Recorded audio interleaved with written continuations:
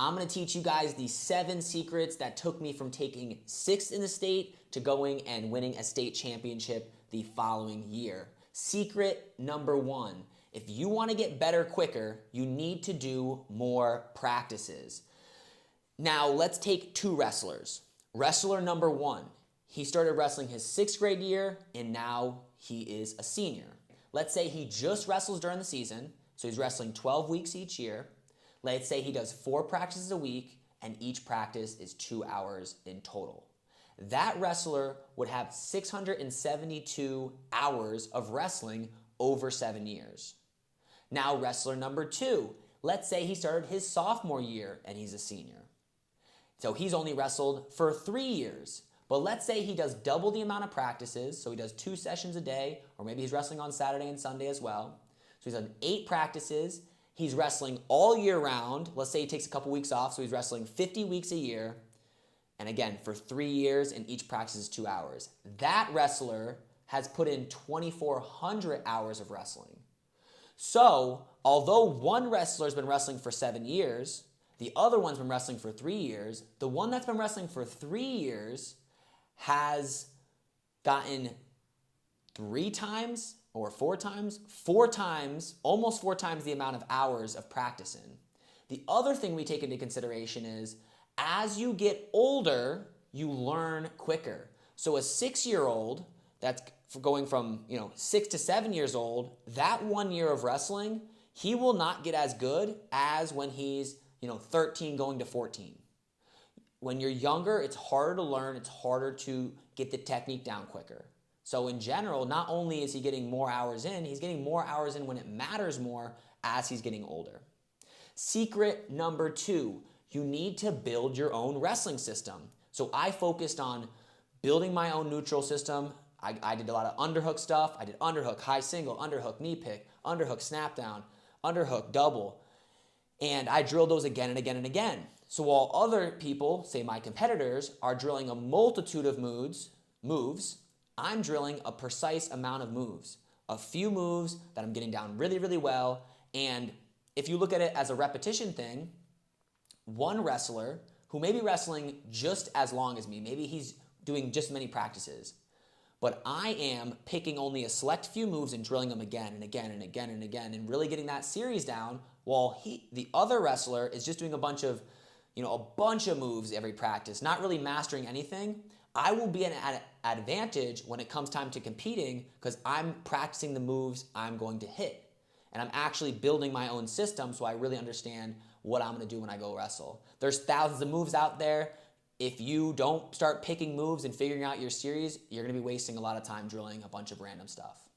Secret number 3, utilize your practices better.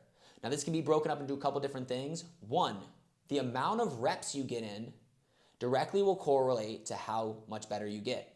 So if you're practicing with your practice partner next to another group of 2, if you guys get in twice the amount of reps, so you don't talk as much, you are focused a little more, you're going to get better than the other group. Secondly, the quality of reps, right? Are you setting your shots up? Are you getting in a good stance, tying up the right way, hand fighting a little bit? Is your partner giving you some defensive looks? Are you working through different positions? So is the person just being a noodle and just falling to the floor when you drill? So getting a lot of reps in, and are they quality reps? Is the technique good? Hit the techniques you're going to hit in your matches, right? Hit the stuff you're going to hit, drill the stuff you're going to hit, all right? And hit the stuff you've been drilling. Now, for the live portion of practice, how do we utilize that better? Well, 1, be way more offensive, right? You got 30 minutes of practice, be offensive, get to the legs, score. When you're on top, try to turn them. If you can't turn them, let them go, take them down again. Be very offensive. Secondly, utilize the live to work on moves you're trying to learn. So you could wrestle somebody that you're better than and utilize that live to work on different positions you're struggling in or want to get better at.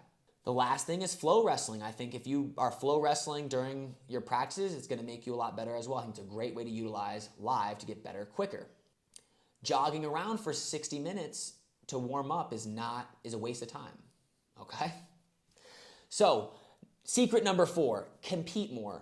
You don't have to compete like crazy, but getting more matches, especially if you started pretty late, is going to help you get more comfortable to just competing and the nerves of competing, and it gives you feedback quicker. So if you wrestle, maybe you don't have to wrestle like crazy, because I think there's a balance to it. But if you're wrestling a couple times a month or once a month, you can get some feedback and take that into the practice room. I do believe practicing is way more important than competing as far as getting better, but it's good to get some matches in, right? To get some practice, get some competition in, get some feedback, see what areas you're struggling with, and get used to just competing and getting those nerves out.